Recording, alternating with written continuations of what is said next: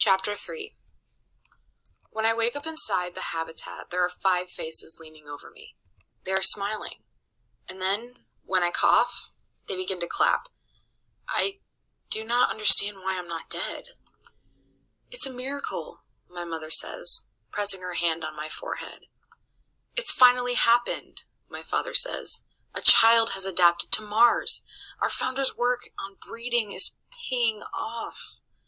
We must do some tests, Boaz, the oldest of our colony, says. He knows more about the science that has been passed down than anyone. He'll never step outside to sacrifice himself. All my physicals show nothing different than anyone else. My heart is good, my lungs are good, my bones are good. My DNA shows small mutations, but nothing that has never been seen before. We must send her outside, Boaz says. It frightens me to try and step outside the habitat without a suit, but my father will go with me, and there will be precautions. What if I can't breathe? I ask. We'll know in the first second, he says, and we'll close the airlock and come back in. My father suits up and puts on his helmet. We sit in the airlock, waiting for the light to turn green and the outer door to open. The light turns, and the door opens. I'm struck by wind. My eyes close from the particles that fly about me. I take a big gulp of air. First, I smell things that I've never smelled before. It makes me gag. I start to cough. I clutch at my throat. My father takes this to mean that I am dying, so he slams on the button to shut the airlock. The air we can breathe fills the room. When the alarm sounds, he takes off his helmet and then grabs my face, looking at me to see if I am okay. I am still coughing. Are you okay? Are you okay? We've made a mistake. She can't breathe out there. The inner door swings open and others rush in. I cough and cough, but put my hand up. I'm fine, I say. I could breathe. It was the dust that startled me. Everyone heaves a collective sigh of relief. We'll try again tomorrow, Nina, Boaz says. I must admit, I can't wait.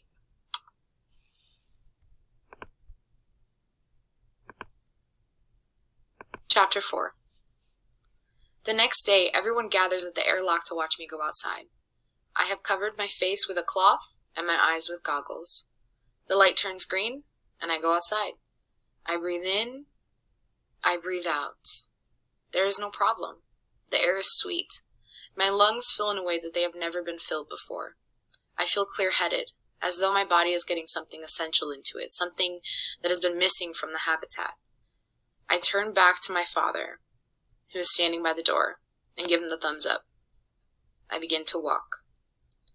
I have been told that without the heavy boots or the artificial gravity that we have inside the habitat, walking will be strange. That it will be lighter and less grounded, but everything feels the same. I walk the circle of our habitat. I walk the yard I know so well, and then, lightheaded from the crispness of the air, I make my way back inside. That night, there is a feast. There is excitement and joy. I notice a change in everyone toward me. They stare at me. The little ones think I'm magical. The adults look at me with envy. I will be able to leave the crowded habitat and be alone with my thoughts. I'll be able to walk farther than the 2 hours the oxygen tank allows for. I might be the beginning of the much dreamed about expansion. They look at me like I am the future. Boaz comes to visit me after dinner. He shoos my family out of our room and shuts the door so we can be alone. We both sit on the corners of the bed. He has his hands folded in front of him. Being the eldest has its responsibilities and its secrets, he says. And being the first that can breathe without a suit has them as well. I have decided that you will be the next elder. I'm too young, I say. An elder should be old. Yes, perhaps, he says, but you can answer questions that no one else can. I understand that to him, I am no longer a child. I nod. One question that has been asked by us all since we landed here is, why did Earth go dark? It is the eternal question. Are we alone? Did the last gasp of a once proud species? Have we been abandoned? Does life still exist on Earth? It is hard to be alone, I say. I often do not know why we try so hard to survive. He puts his hand up to quiet me from saying things that I know nothing about.